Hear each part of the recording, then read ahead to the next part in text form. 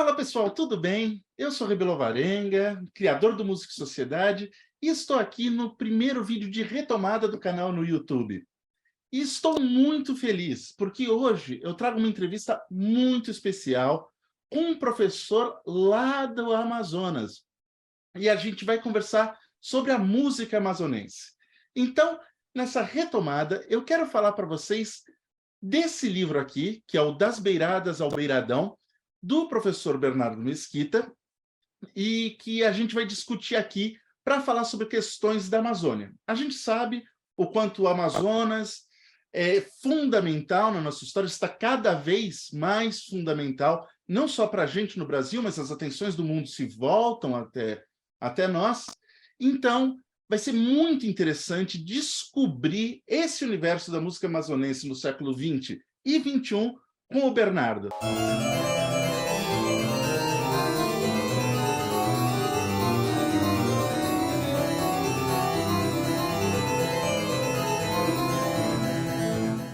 Então vamos lá conversar com o Bernardo. Olá, Bernardo, tudo bem? Tudo bem, Rebelo. Tudo certinho, prazer em receber você aqui. Parabéns pelo lançamento desse livro, dessa pesquisa. Eu acho que vai cobrir aí uma lacuna muito importante no nosso conhecimento acadêmico acerca das questões e também de interesse para o grande público que gosta de música. Fala um pouquinho para mim, Bernardo, como é que surgiu a ideia do livro? Bem, esse livro resultou de alguns anos de pesquisa que venho realizando aqui na Universidade do Estado do Amazonas, onde eu sou professor. Eu sou professor aqui na UEA, né, na Universidade do Estado do Amazonas, há 10 anos. Então, eu sou natural de Belém do Pará, mas estou morando há 10 anos aqui em Manaus e trabalho como professor de História da Música Brasileira. Nesse período que estou aqui em Manaus, eu pude desenvolver pesquisas e orientar muitos trabalhos de conclusão de curso, iniciação científica, Uhum. trabalhos de mestrado e aí por diante, né? Então, isso aliado aos trabalhos de sala de aula mesmo, né? O meu contato aqui com os amazonenses, porque lá em Belém a gente tinha um pouco de distância, né? Depois eu fui descobrir melhor essa relação do Pará com o Amazonas. Mas o meu Uhum. contato com os alunos, eu pude acionar a memória desses alunos ao me relacionar com eles, eu pude conhecer a própria história do estado do Amazonas, né? Claro, de forma fragmentada, né? E ali dentro Uhum. do que eles me traziam em sala de aula. Então, essa minha integração com os amazonenses, né? Com os meus alunos e com o meio artístico, musical, cultural aqui de Manaus, isso me levou a esse tema importante aí, que é a experiência histórica dos trabalhadores migrantes, desde o século XIX até hoje. E você usou uma palavra aí muito fundamental no seu livro, trabalho. Antes da gente entrar no tema em si das questões, fala um pouquinho da metodologia que você utilizou. Bem, a gente fez um trabalho de pesquisa baseado em entrevistas, né? Entrevistas abertas que a gente realizava aqui no projeto Música de Quintal. Esse foi um dos métodos mais simples, mais básicos que eu utilizei para conversar, para ter acesso, né, à memória, aos conhecimentos da memória dos músicos.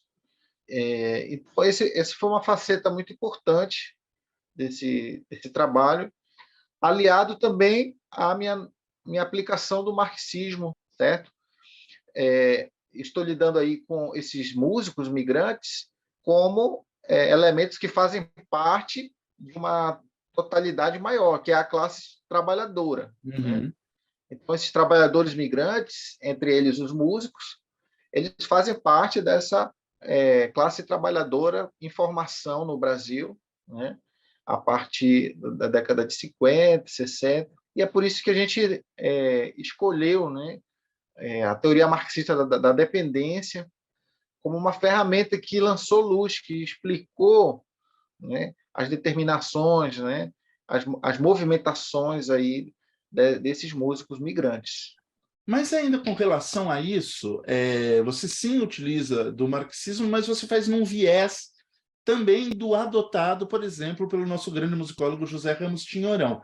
Fala um pouquinho de como você adotou algumas visões do Tinhorão para dentro do seu trabalho. Tinhorão é uma referência fundamental, né? Seja ou não marxista, é necessário reconhecer a grandeza da obra historiográfica de José Ramos Tinhorão. Uhum. Ele faleceu recentemente, né? Sim. E é bom lembrar aí que o legado que ele deixa é imenso, né? E eu já venho estudando o Tinhorão há muitos anos, ele é uma grande referência para mim, né? Os estudos dele sobre música popular, né, a música negra no Brasil. Com certeza o Tinhorão é uma das referências mais importantes. Mas eu também destaco muito nesse livro o pensamento de Vicente Salles. Por sinal, Vicente Salles e Tinhorão eram amigos. E eles tinham certas visões muito parecidas, né? Uhum. Ainda fizeram parte de uma geração de intelectuais que compartilhavam um amor muito grande pela cultura popular. Fala um pouquinho dos 3 movimentos que você identifica dos trabalhadores musicais amazonenses para a gente se situar sobre o que a gente vai conversar aqui.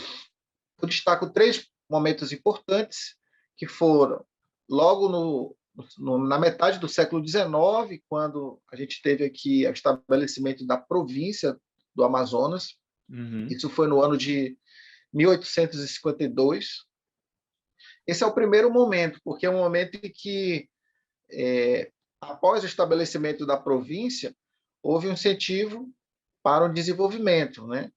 Você teve o crescimento da extração da seringa, que foi a base da economia, né? O motor econômico mais importante foi a extração da seringueira, né? Então, você tinha também, acompanhando esse movimento, aí, um desenvolvimento urbano da capital Manaus, né? Sim. Então, esse desenvolvimento urbano implicava na chegada de um grande contingente de trabalhadores do Nordeste, né? E também a expansão da cidade, né? A expansão dos bairros, e sem falar aí no corpo burocrático, né? Uhum. Que foi que quando o Estado começou a tanto estruturar polícias, mas também as escolas, né? As escolas primárias, né? As escolas primárias elas foram muito importantes porque elas consistiram ali no mercado musical. O Estado contratava esses trabalhadores, esses músicos, que vinham de vários estados do Brasil. Eles vinham da Bahia, né? Eles vinham do Piauí, eles vinham de Pernambuco, né? Maranhão, eles poderiam vir também, né? Então, e do Pará, do estado do Pará, que é aqui o estado vizinho, também muito importante. Sim. Então, esse é o primeiro momento, tá? Esse primeiro momento, ele também se confunde, ele acontece aí no momento que as companhias de ópera, elas vão, elas vão passar a vir em grande quantidade, grande frequência aqui para Manaus, para se Uhum. apresentar aqui no Teatro Amazonas, né? Sim. Então, a burguesia da borracha, né? Ela também criou esse mercado de alta cultura, digamos assim, né? Sim. Que eram essas óperas que se apresentavam aqui nos teatros, né? Por outro lado, você também observa-se aí uma estrutura de proliferação de bandas aqui, que também ajudou a formar, né, a música popular de Sim. forma bem significante, né? Então esse é o primeiro momento, que é essa segunda metade do século XIX, né? Mas depois ali do início do século XX, né, mais ou menos nos anos de 1915 à década de 20, nesse período, a economia da borracha já se encontra em decadência, né? Então, Uhum. houve uma crise muito, muito forte que se abateu aqui a exportação da borracha, e essa crise ela gerou um fenômeno migratório importante também, só que de diferente natureza. Enquanto que o primeiro fenômeno primeiro movimento migratório ele se deu de fora para dentro do estado, né? Se deu através dos músicos nordestinos e paraenses que vieram para Manaus, né? Nesse segundo momento, que já é um momento após a crise, já nas décadas de 20 do século 20, nesse momento o fluxo migratório se deu de uma população de trabalhadores que já viviam no interior do estado e depois essa população se deslocou para dois lugares. Primeiro, para pequenas cidades e municípios dentro do próprio estado e também para a capital, Manaus, certo? Uhum. Então, aí, só repetindo, né? Aí nos anos 10, 20, você observa aí uma migração agora de dentro para dentro, né? E não mais Uhum. de fora para dentro. Uhum. Essa população vinha de onde? Ela vinha dos seringais, né? Tá. Porque na medida que essa população percebeu que a economia não retomaria o ritmo que tinha, né? Eles não queriam morrer de fome, então fugindo da fome, fugindo da penúria, eles se deslocam tanto para pequenos municípios como também para a capital, né? Isso aí Uhum. ocorreu nesse período.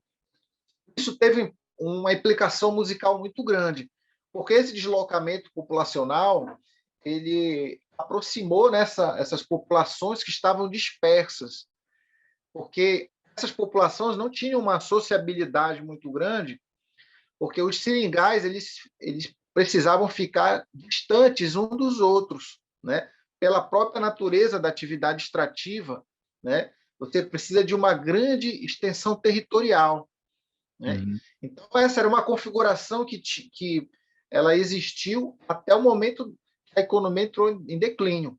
Uhum. Com o declínio econômico, essa configuração populacional mudou. Essa população passou agora a habitar uma sociedade rural ainda, certamente, mas agora uma sociedade rural muito mais marcada pela sociabilidade, uma vez que essa população passou a conviver em pequenos municípios às margens dos rios, Uhum. porque o seringal não ficava às margens dos rios. O seringal fica dentro, na terra firme, né?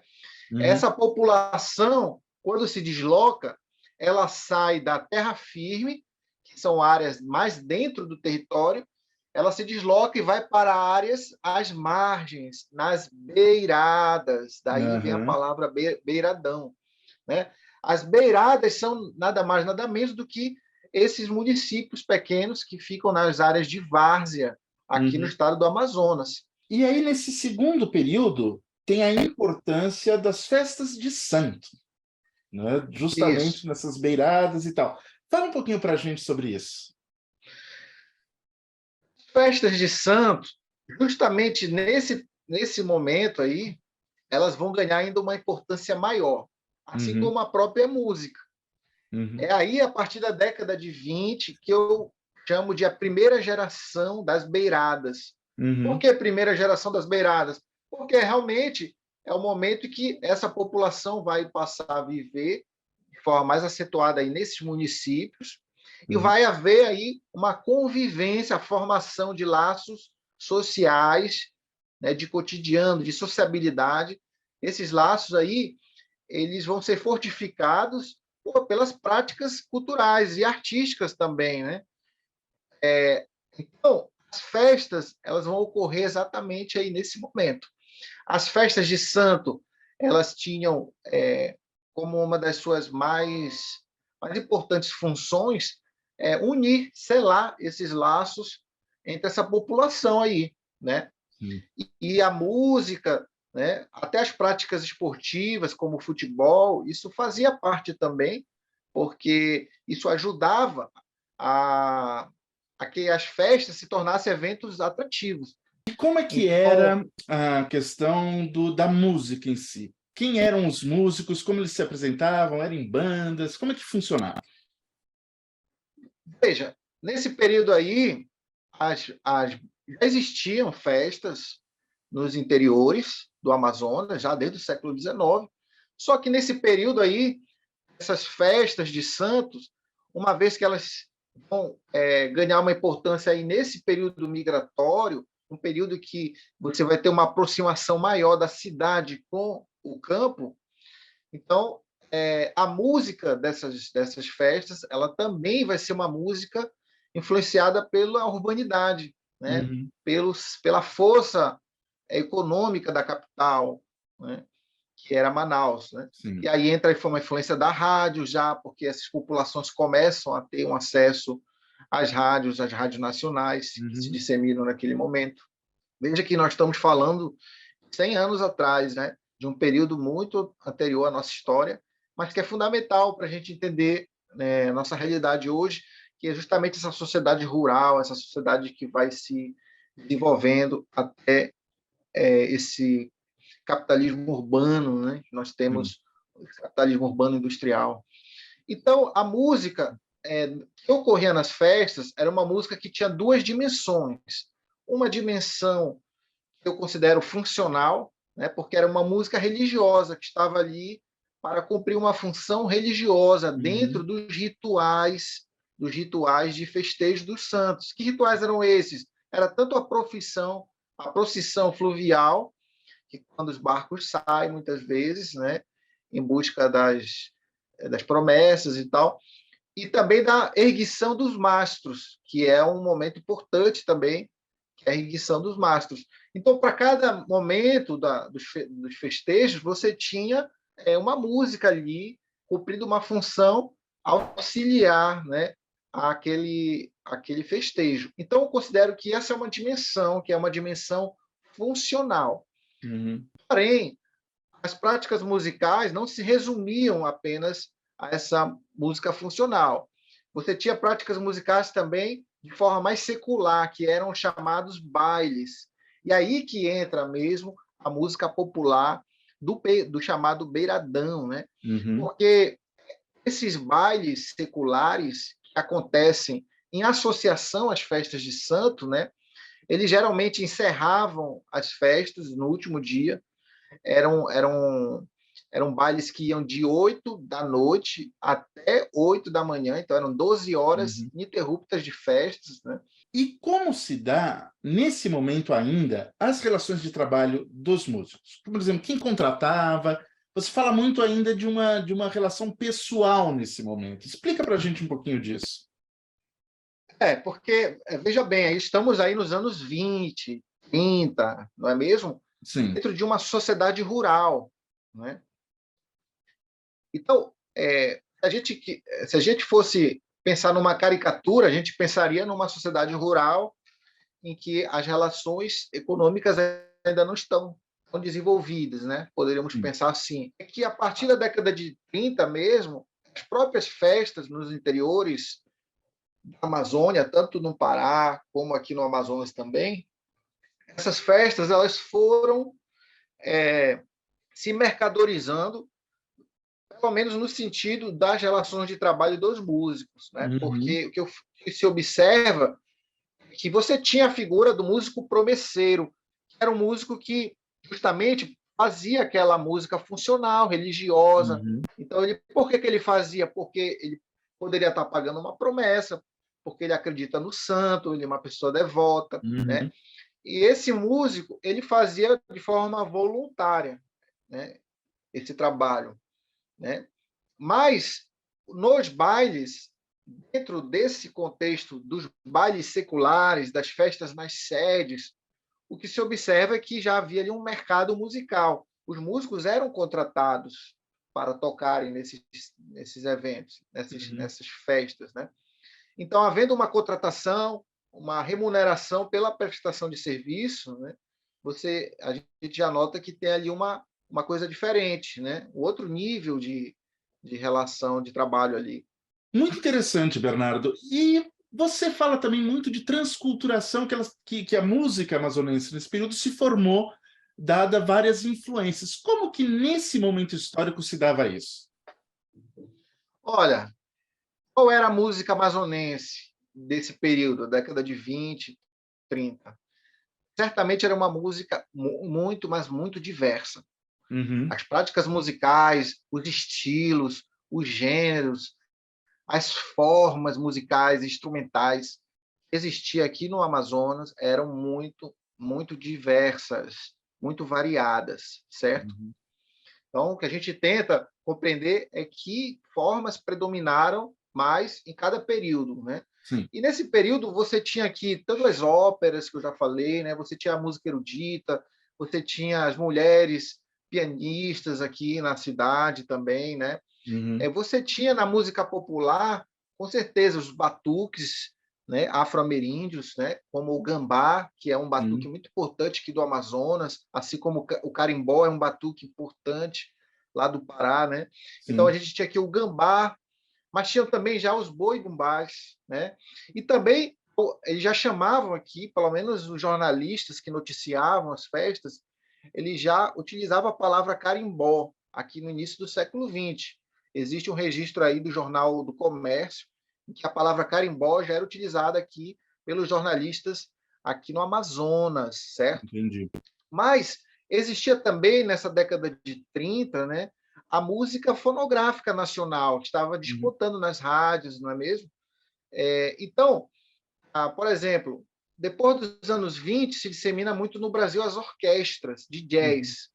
E essas orquestras de jazz, elas ganharam muita força no Brasil todo, como em geral, e também aqui no Amazonas, né? Uhum.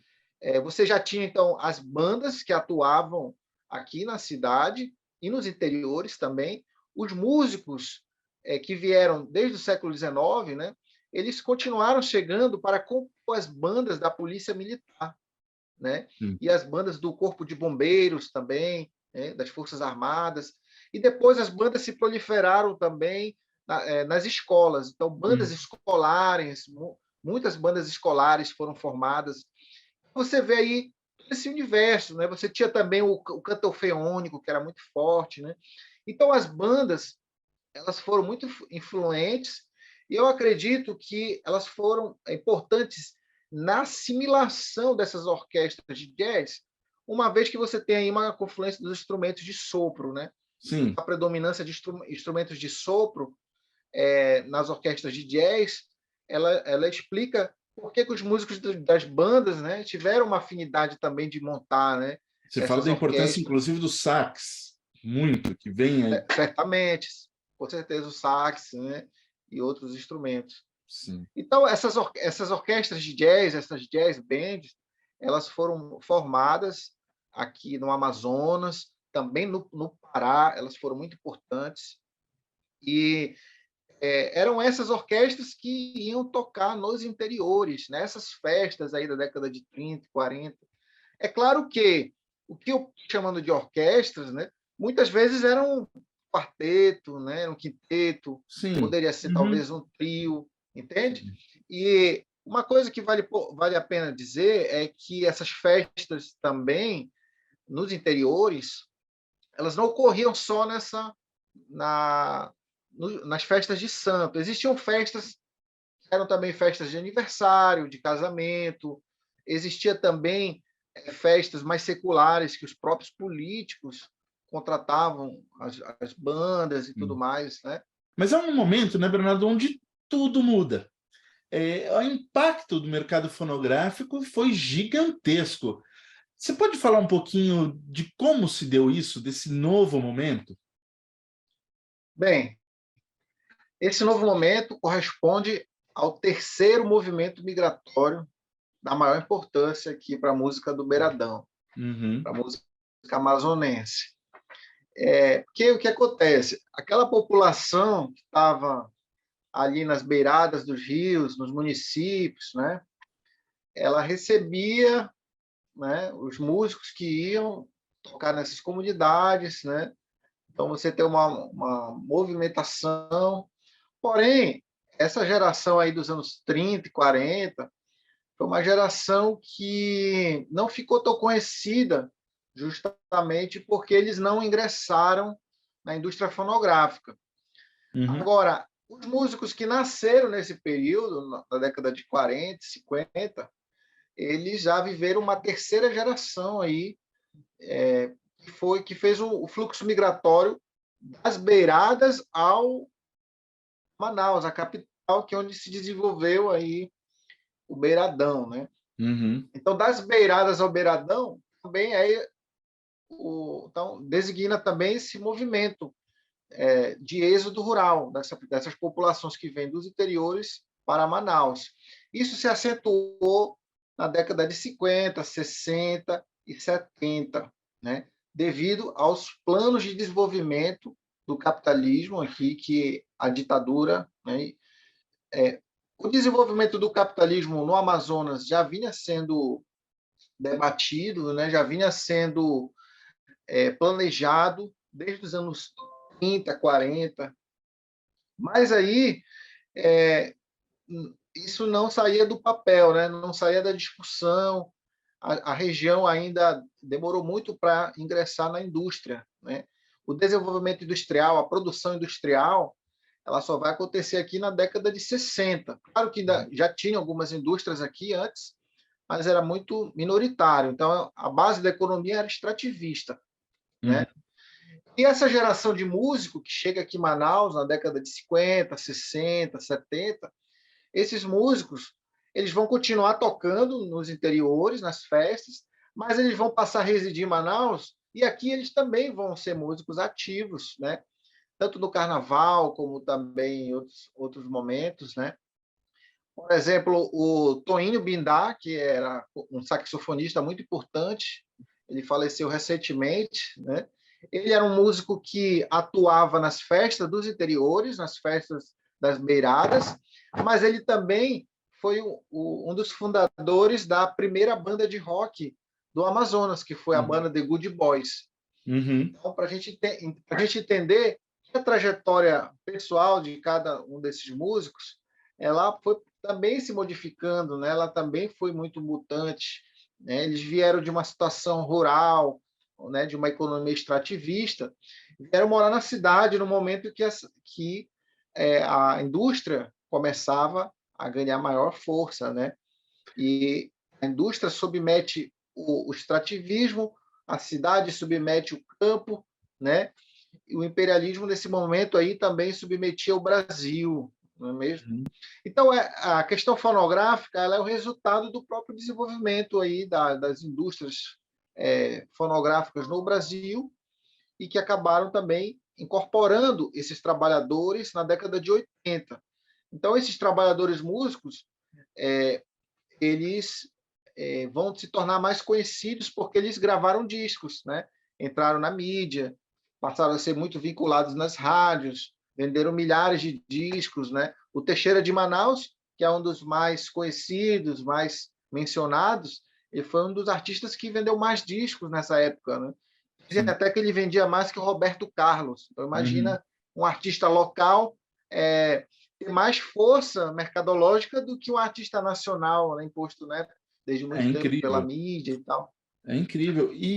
Mas você fala de todo um processo de também transição desses músicos, de questão de repertório, de adaptação a um novo mercado, das dificuldades dessa adaptação. Tem músico até que trocou de instrumento para continuar batalhando. Você fala casos assim. Fala um pouquinho disso. Esse momento foi marcado por transformações estilísticas, né, no que tange aos gêneros musicais, aos ritmos que eles praticavam no repertório, e também essas mudanças estilísticas também foram acompanhadas de mudanças na formação instrumental.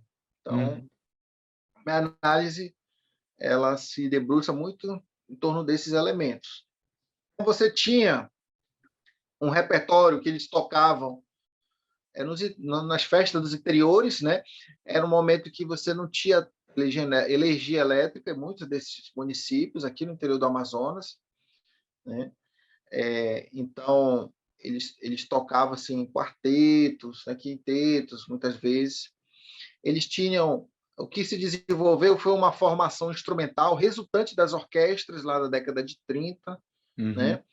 E da influência das bandas também, se desenvolveu uma formação um pouco menor, com 4 instrumentos ou 3, que se chamava lacapaca, né? Então, isso era muito, muito comum, isso aí, essa formação instrumental, que era formada por um saxofone, um trombone, um banjo e um pandeiro. Às vezes tinha uma bateria também, às vezes.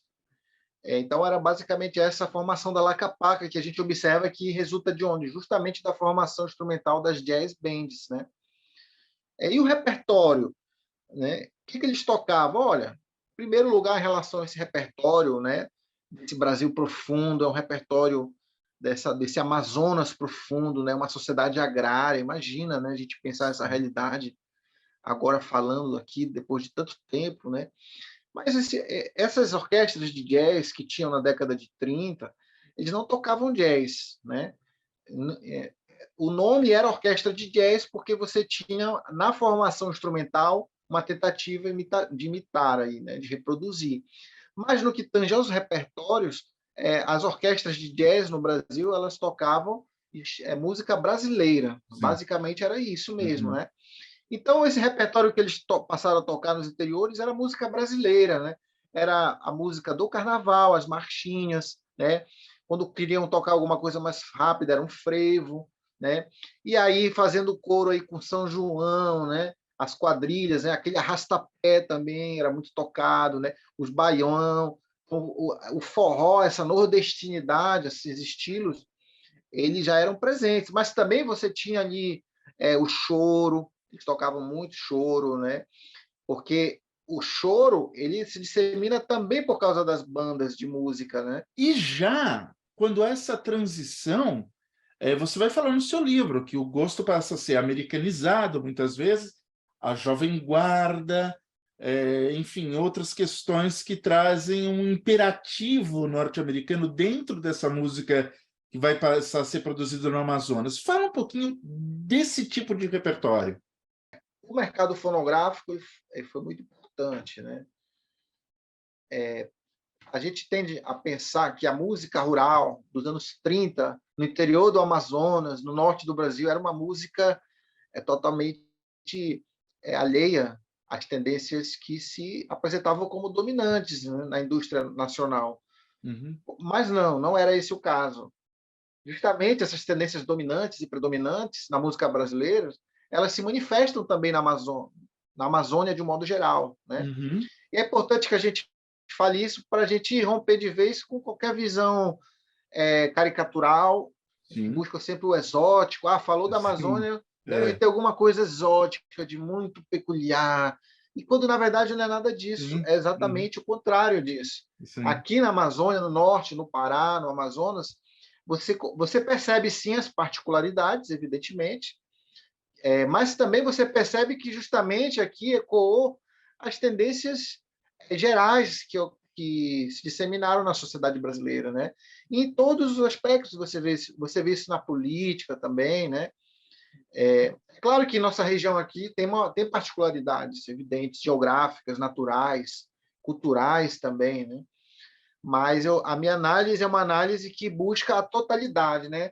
A Amazônia dentro de uma totalidade nacional, do modo de produção capitalista global, Sim. nacional, Sim, né? eu acho que esse é justamente um dos trunfos do seu livro, esse diálogo com a música nacional como um todo, com fenômenos, traçando paralelo entre os fenômenos ao longo do tempo, e também para que, justamente, eu acho que isso é muito importante, isso é um momento muito importante que você falou, evitar essas caricaturas que muitas vezes se pode fazer, se pode pensar acerca, dessa música. Mas você fala, então, portanto, dessa questão da introdução do repertório Jovem Guarda, etc. e tal. Mas houveram aí algumas resistências também, né? Podemos falar um pouquinho acerca delas? Você fala, por exemplo, do Carrapicho, num determinado momento histórico da banda. Você vai falar do rap como resistência também. Me fala um pouquinho disso daí.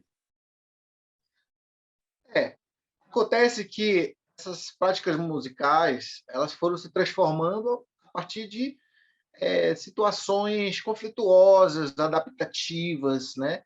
As contradições se davam nesse plano. Por exemplo, a primeira banda de rock no Amazonas, que tocava repertório de Jovem Guarda, tinha um saxofonista, que também tocava no Beiradão, nos interiores. Era o Toinho Bindá, como eu já falei.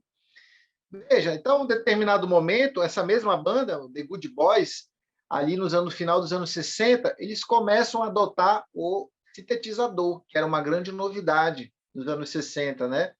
Uhum. Então, o sintetizador começou a reproduzir as células, o fraseado que ele fazia, né? As melodias, os padrões que ele fazia no saxofone. E Uhum. ele relata que aquilo foi muito marcante para ele de uma forma negativa, porque ele se viu ali sem função, ele se viu Sim. ali inadequado já para aquela formação, Uhum. né? E as bandas pouco a pouco foram tirando os saxofones e adotando mais os sintetizadores, né? E as guitarras elétricas também, que passaram a dominar a partir desse período, né? Uhum. Então você tem tudo isso aí, né? O Carrapicho viveu essa contradição um pouco depois, ali no início dos anos 80, quando eles começaram a gravar os primeiros EPs, os primeiros LPs. Era uma banda de forró. Uhum. Portanto, tinha aquela formação instrumental da zabumba, o triângulo, né? A sanfona.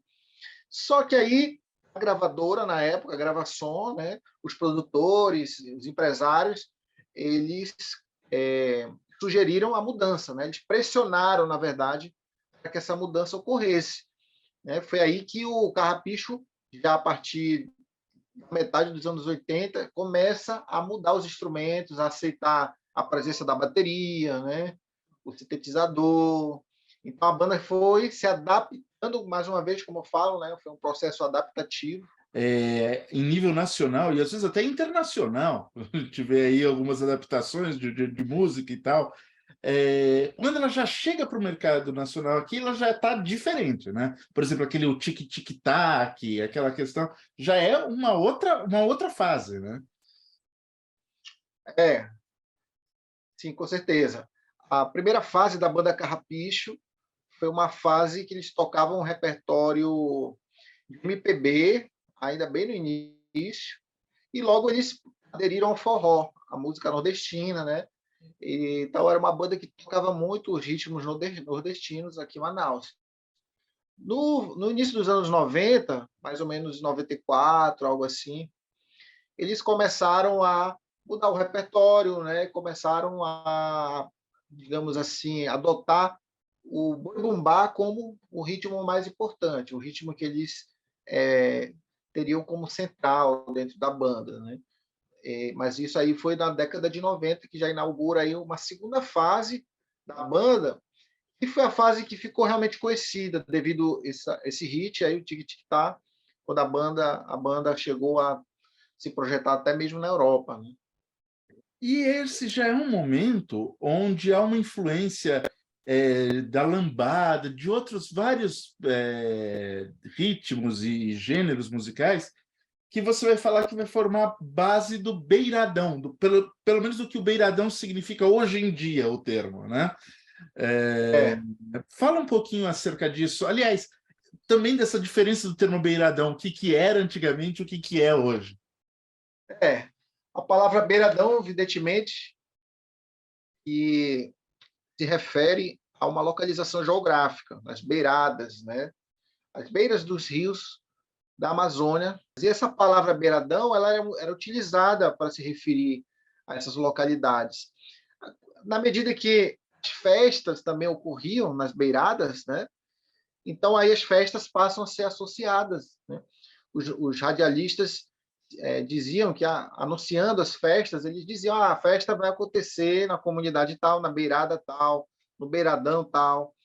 Então foi quando, pouco a pouco, a palavra beiradão começou a ser associada às festas dos interiores. Mas mesmo assim, ela não significava uma música específica, né? Um gênero musical específico, né? Talvez ela significasse já todas as músicas que eram tocadas naquelas festas, que eram muito diversas, né? Só que o que aconteceu foi que na década de 80, o Teixeira de Manaus gravou uma música chamada Beiradão, e Uhum. também outro saxofonista chamado Edmilson, né? Então aí há uma primeira aproximação, né, mais consistente, que os registros revelam, né, pelo menos, dessa palavra beiradão com a música, né? Mesmo assim, é preciso destacar o seguinte: Esses músicos amazonenses que gravaram os discos na década de 80, eles não utilizavam a palavra beiradão para Hum, definir sua música, uhum, certo? Apesar desse fato aí, de que o Teixeira de Manaus e o Edmilson gravaram músicas associando a palavra beiradão, né? Colocando a palavra beiradão como título das uhum, músicas. Apesar disso, que foram assim exemplos únicos aí dentro do universo grande de outras músicas gravadas na década de 80. Mas apesar disso, beiradão não era a palavra que se designava essas gravações. Olha só que curioso, né? uhum, Por exemplo, quando eles iam anunciar um show, eles não anunciavam que o show seria um show de beiradão, não. Era um show de quê? De forró. Era um show entendi, de quê? De lambada. Era de forró ou lambada. entendi. Então, o forró e lambada eram, na verdade, os termos utilizados para designar essa produção na década de 80. Né? Uhum, É aí que a minha análise vai mostrar o porquê disso. Porque essa produção na década de 80 ela foi uma expressão de necessidades mercadológicas, né? Estruturais ali da uhum, indústria fonográfica. Então, essa produção desses trabalhadores músicos na década de 80, ela foi ali utilizada como uma expansão da lambada. A lambada que deveria ser promovida, né? E esses músicos amazonenses, eles foram subordinados a esse projeto mercadológico de promoção da lambada. Por sim. que eles foram subordinados? Porque justamente eles não tiveram aí autonomia de chamar para sua música como eles bem quisessem, né? Eles tinham que serem ali divulgadores, né, da lambada ou aderirem a aquela produção da lambada nos anos 80 que foi também definidora, né? É por isso que eu defendo, entre muitas coisas que eu defendo nesse livro, eu defendo que a lambada definitivamente não é um fenômeno exclusivamente paraense. A Uhum, lambada também é um fenômeno da música do Amazonas, Amazônia. certo? Uhum, E analisando as relações assimétricas, as relações de exploração que esses músicos viveram aí nesse processo, é que a gente percebe o porquê disso, né? Exatamente, a lambada aí, ela representava a aposta dos empresários, dos produtores para aquela produção naquele momento, né? Então, nesse momento aí, os maiores divulgadores da lambada eram os músicos amazonenses, porque dos 12 discos que eu analisei, né, os 12 artistas, todos gravaram lambadas, né? Então, em todos os discos, houve a gravação de músicas lambadas, né? Então, isso mostra claramente aí uma tendência, né, orientada, uma tendência, né, estabelecida aí nessa produção.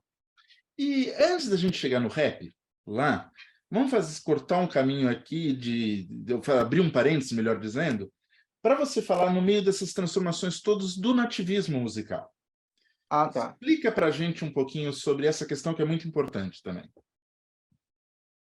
Com certeza, o nativismo musical é um dos temas mais importantes da música na Amazônia contemporânea, porque é a experiência musical de toda uma geração no norte do país.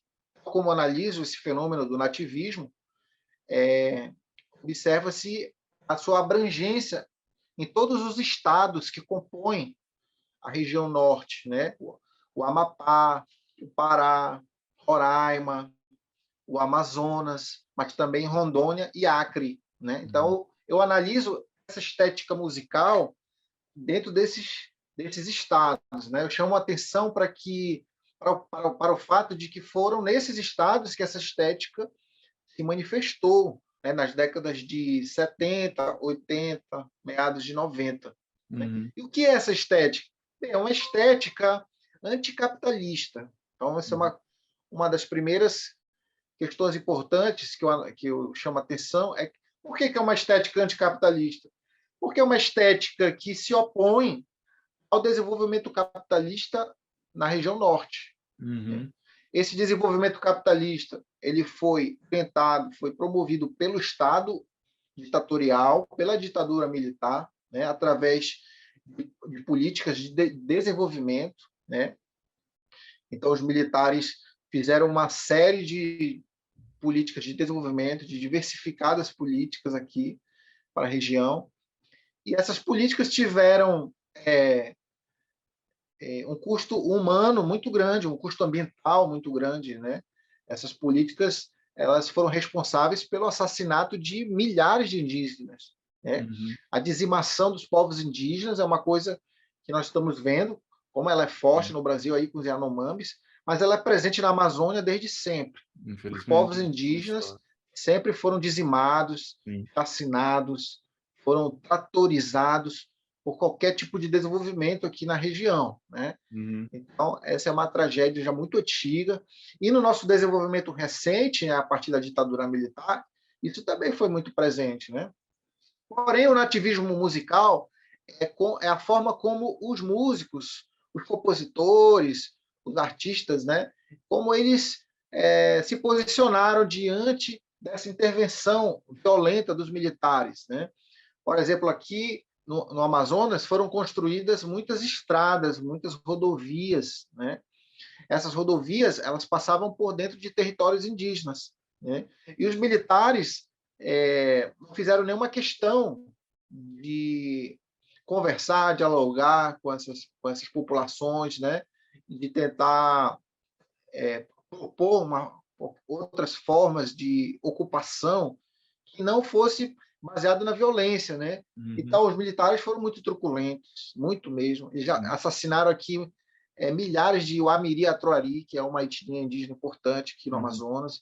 Para quem não sabe, né, o teu público que está nos ouvindo, né, o estado do Amazonas é o estado que tem a maior população indígena do Brasil, Sim. né? Os Uhum. indígenas, os ticunas, né, eles são o grupo étnico de maior quantidade populacional. Então, isso é muito significativo aqui para o nosso estado, né? Claro. A presença da população indígena, né? A sua trajetória, os seus direitos, as suas lutas. Veja, a geração de artistas aqui nos anos 60, 70, ela reagiu, os músicos reagiram artisticamente, né, a essas truculências do Estado autoritário, né, da ditadura. Né? E eles refletiam isso nas obras. Por exemplo, em 1974, surgiu aqui a obra Dessana Dessana. Né? Nesse mesmo ano da obra Dessana Dessana, você tinha ali construção de estradas aqui, né? Por exemplo, o caso dessa estrada que levou à morte de milhares de indígenas, o Amiri Atroari, né? Estava acontecendo justamente nesse ano de 74. Né? Uhum. E a obra de Sana, o que, que ela é? Foi uma obra que foi pensada como uma ópera rock, olha só, né? Uhum. Mas depois ela ganhou uma roupagem de uma opereta popular, com certa dose de música lírica também. O fato é que no libreto no texto dessa ópera, né, você tem ali a presença da cultura indígena, né? Então, veja, esses artistas visibilizarem a cultura indígena no momento em que os indígenas estavam sendo trucidados pelo desenvolvimento do capitalismo, né? Isso coloca em oposição essa estética ao progresso capitalista, à implantação do capitalismo nessa região aqui, que era uma região muito subdesenvolvida, muito atrasada, ainda baseada apenas no extrativismo, Uhum. né? E isso vai criando o que eu chamo assim de uma espécie de um senso de resistência estético, né? Uma resistência que é política, mas pela via da estética, né? E eu comparo muito isso a um certo espírito romântico, né? No sentido de que os artistas românticos eles também tinham uma, uma um senso de oposição àquilo que era implantado de fora para dentro, né? Uhum. No caso ali que representava o centralismo, o imperialismo cultural inglês e francês, né? No caso da Alemanha, né? Então, Bernardo, para a gente encerrando, me conta também como é que é a questão do rap. Como é que se deu essa contestação musical através do rap também? O rap chegou no final dos anos 80, aqui em Manaus, quando já existia um movimento de break dance, vários grupos de dança reuniam os jovens nas festas, né, nos ambientes públicos. E o rap foi se desenvolvendo aqui, ganhando adeptos entre esses dançarinos, né, essas pessoas que estavam envolvidas aí com break dance. Já no início dos anos 90, você tem um movimento hip hop, né, do Amazonas, que é de Manaus, né, que é formado aqui por vários integrantes importantes, né, o DJ Marcos Tubarão, MC Fino, muitos outros, né. E o rap ele compõe aqui um outro momento de mais modernidade, né, uma novidade, né. Tanto o punk como o hip hop nos anos 80 eram grandes novidades que se disseminavam aqui no Brasil, né. E aqui em Manaus também houve um reflexo disso, né. Agora, assim, o hip hop ele se proliferou muito e ele conseguiu enraizar aqui na juventude da periferia de Manaus até hoje. Hoje em dia a gente tem um grande movimento hip hop aqui no Uhum. Amazonas, aqui dentro de Manaus, que congrega boa parte da juventude, né? Então, é impressionante mesmo esse fenômeno, né? Eu não lido centralmente com isso, né, no livro, mas o rap é com certeza, uma expressão musical importante desse período aí. Muito bacana. E conta agora para a gente uma coisa muito importante. Como é que o pessoal do Música e Sociedade consegue comprar o livro, hein? Como é que eles fazem aí? Olha, gente, esse livro aqui, ó, com Aqui, essa deixa eu mostrar capa, também, não, vou mostrar também aqui, ó. Pronto. mostra aí também, ó, tá vendo? É, Olha só, não é tão longo, é um livro, tem um trabalho editorial maravilhoso. mostra as Olha, ilustrações que são muito bonitas no livro. tem ilustrações belíssimas. Olha só essa Como que é o nome do caricatura, ilustrador né? mesmo? Reginaldo Moreira é Ah, o nosso ilustrador, muito né? bacana. Esse livro sai pela editora Valer, é uma editora que construiu essa capa junto comigo, assim, muito legal mesmo, trabalho. Uhum. Você vai ver um livro, você vai ter um livro ilustrado com fotos. Eu faço uma análise, coloco partituras também, ó, fotos históricas importantes, né? Então, olha só, gente, você não pode ficar sem ler esse livro É aqui. muito bacana, o meu também está Olha, aqui. É, cheinho também de anotações que você... Porque o livro é muito rico aqui, pessoal. Aqui as coisas, ó, tá vendo? Ó. Ele realmente é um livro de se estudar a fundo, porque é muito bacana, muito mesmo, né? e onde é que você consegue? Você consegue esse livro comigo. Você vai entrar em contato comigo diretamente no meu WhatsApp e eu vou Tá. te enviar ele pelos correios, tá? Ah, o WhatsApp vai Meu aparecer aqui número é embaixo agora. ótimo, beleza. Então, esse número mesmo aí, 994 781710, com código de Manaus, que é 92, tá? Então é isso, entre em contato comigo, né? Eu te passo as informações para você fazer o pagamento, apenas R$ 30, gente, muito Não, barato. tá valendo muito a pena. Aproveita logo para comprar, porque não tenho muitos exemplares, tá? Esses exemplares já estão quase acabando. Quando acabar, apenas a editora vai vender, né? Infelizmente está um preço alto, né? Mas comigo diretamente você consegue comprar por R$ 30. Não, conversa com o Bernardo e pega o seu livro, que realmente está muito bacana, está valendo muito a pena. Bernardo, eu só tenho a agradecer você pela participação aqui, te parabenizar novamente pelo trabalho. Eu acho que nós precisamos cada vez mais de uma pesquisa acadêmica que cumpra esse papel de elucidar ainda pontos que não foram muito bem trabalhados ainda na academia. E você é uma dessas peças aí que está criando um tijolo fundamental nessa parede de conhecimento que a gente precisa ter, não só na universidade, mas também para o alcance do grande público. Eu que agradeço, viu, Rebelo? muito obrigado por essa conversa, por essa abertura, né? E pelo interesse na música aqui do Norte, né? E que é muito importante para a gente compreender a música brasileira como um todo, a gente compreender a música das outras regiões, né? Com Então, olha, certeza. quero te agradecer muito e estamos juntos nessa. Vamos indo nessa, vamos continuar. Aliás, aproveito para dizer para vocês aqui que vão vir novas entrevistas, novos vídeos. A gente está reaquecendo o motor do Música e Sociedade aí para 2023. Vem bastante novidade por aí, então é só aguardar.